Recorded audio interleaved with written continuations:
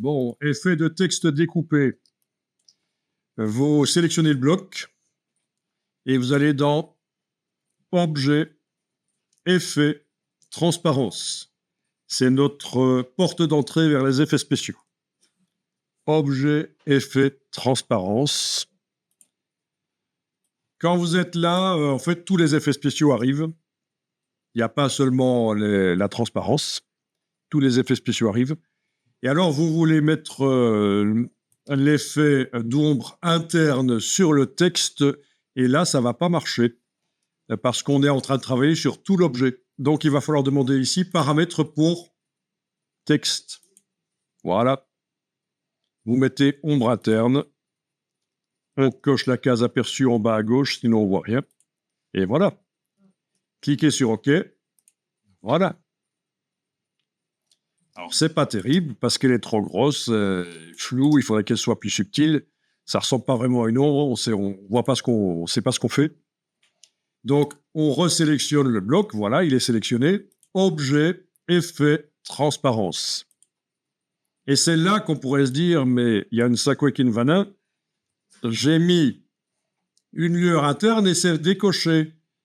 Mais c'est parce que c'est pour l'objet. Il faut aller retourner sur texte. Voilà. Non, c'était pas une lueur interne, c'était une ombre interne, excusez-moi. Ombre interne, vous avez dit lueur interne ou ombre interne? Ombre interne, c'est bien ça. Ombre interne, voilà, pour le texte, je clique pour sélectionner comme ça. Du coup, tous les réglages sont là sur le côté concernant cette ombre interne. Donc, on a la distance, la taille. Je suis passé à 1 mm, par exemple, de distance et de taille. Ça, c'est le flou, en fait, la taille. Bien.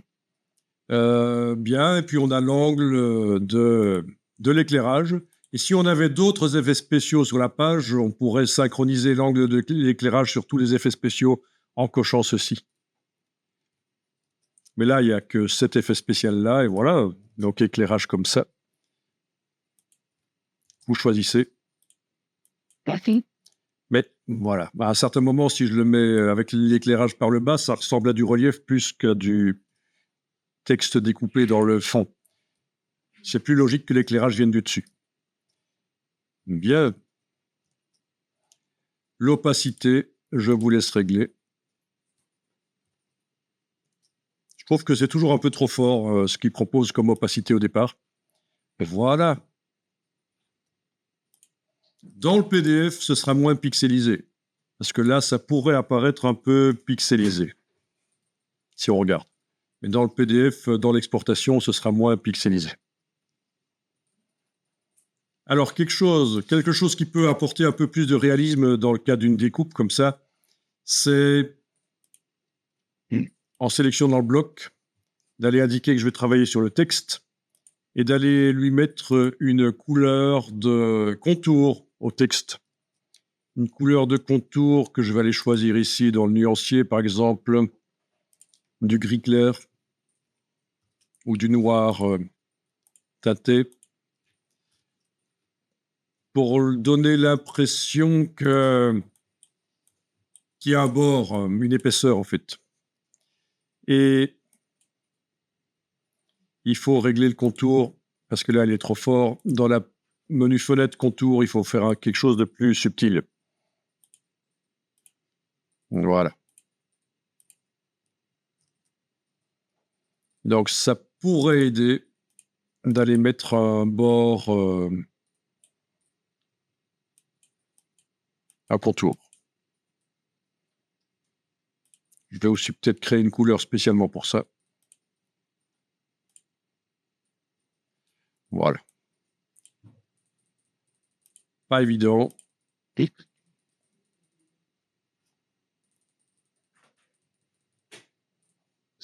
Mais je pense que ça peut augmenter un peu le réalisme. Mais ceci dit, voilà, InDesign n'est pas un logiciel de graphisme. Tout ça, ce serait beaucoup mieux dans Illustrator, en fait. Hein.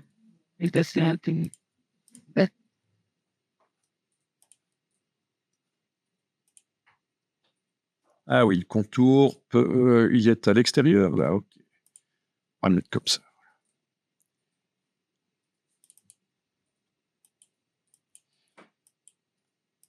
Beaucoup trop épais.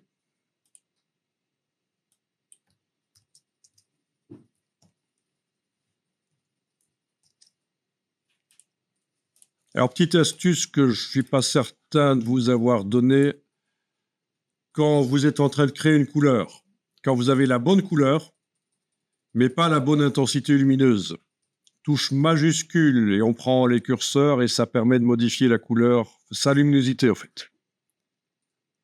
Ça marche dans tous les logiciels Adobe, la touche Shift majuscule pour modifier l'intensité lumineuse de la couleur. Il faut prendre un curseur qui n'est ni au minimum ni au maximum, et là, ça marche avec la touche Shift. Voilà. Ok, je vous laisserai tester des autres effets spéciaux, éventuellement, de mettre le texte qui est comme détaché du fond, parce qu'il y a de l'ombre à l'extérieur, ombre externe, de la lueur externe, si vous voulez, enfin tout. Mais sachez que le flat design, c'est mieux. Et que Illustrator, c'est mieux pour faire du graphisme. Là, c'est un peu de bidouillage. Mais enfin, techniquement, vous avez vu surtout que l'histoire de quand on sélectionne le bloc et qu'on va dans les effets spéciaux, si on veut modifier le texte, il faut vraiment le préciser ici. Vous voyez qu'on pourrait mettre des effets spéciaux uniquement sur le fond ou uniquement sur le contour aussi.